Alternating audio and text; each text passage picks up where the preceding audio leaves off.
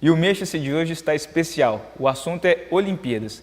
E especial também pela presença dos professores da Unifev e coordenador do curso de Educação Física da Unifev, Walter Brighetti, e a presença da professora do curso de Educação Física também, né, que inclusive é docente da disciplina de História da Educação Física, que também vai estar conosco hoje aqui. Muito obrigado pela presença dos dois. E como a gente disse, o assunto é Olimpíadas.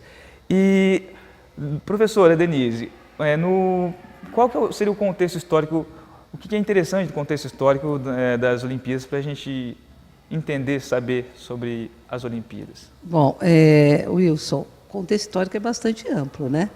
Mas nós poderíamos estar citando o contexto do surgimento das origens das Olimpíadas, que ela acontece na Grécia Antiga, especificamente na cidade de Olímpia, no século VII a.C. E ela tem uma característica: os Jogos Olímpicos, do seu surgimento, eles são festivais religiosos, voltados em homenagem a um deus, considerado deus de todos os deuses, que é Zeus. E outro fato bastante interessante é que nós temos vários elementos aí que faziam parte das Olimpíadas, não eram só os Jogos.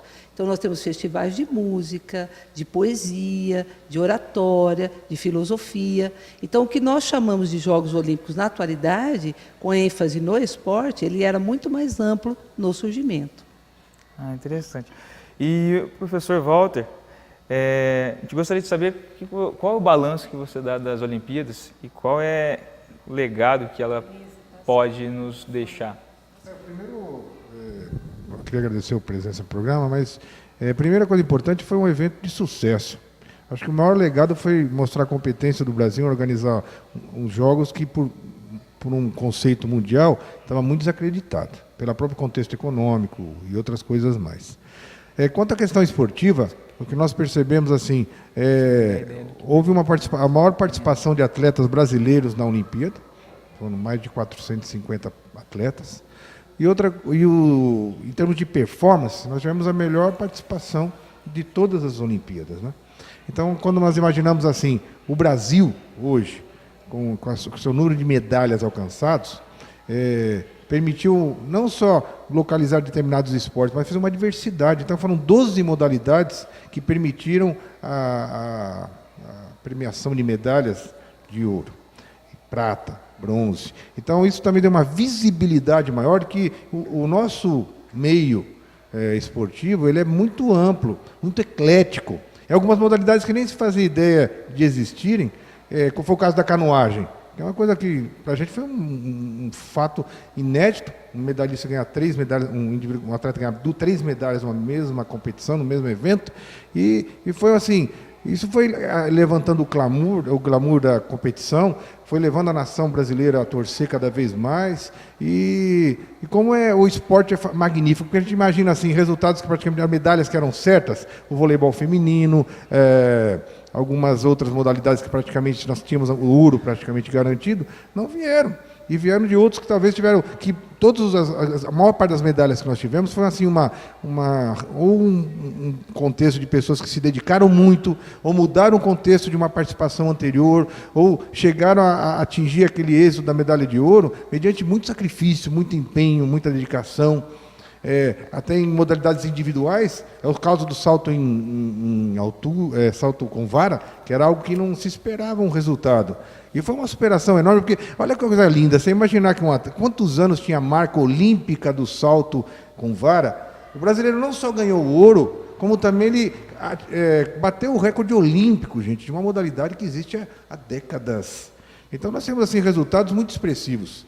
Então, eu acredito, para todos, acho que deixou saudade essa Olimpíada. Eu mesmo, de certa forma, de início estava meio desacreditado, eu fui me envolvendo, nos finais de semana a gente ficava querendo a Olimpíada, e acabou a Olimpíada, a gente quer que continuasse essa Olimpíada. E foi, acho, marcante. O Brasil conseguiu 19 medalhas, né? Foi um dos resultados mais expressivos que o Brasil teve em Olimpíadas.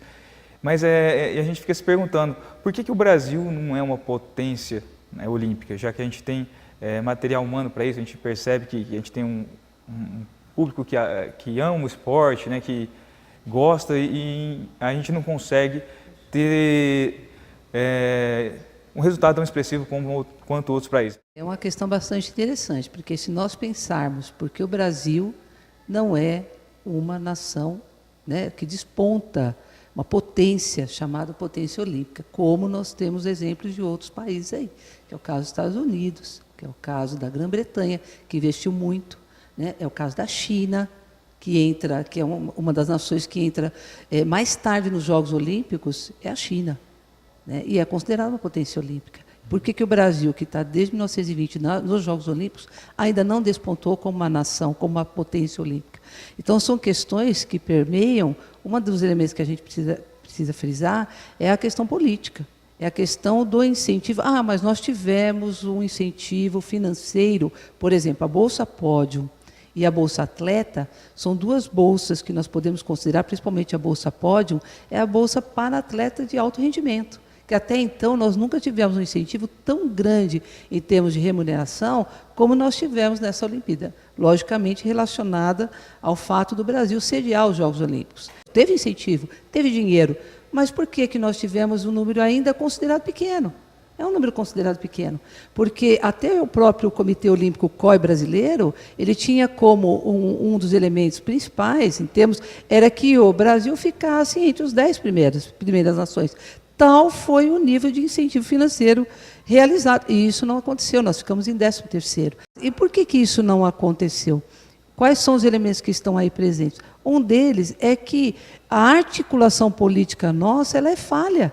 Então, o dinheiro veio, mas essa articulação, em termos de nação, em termos de Brasil, ela foi falha. Acho que também é uma questão estratégica de investimento.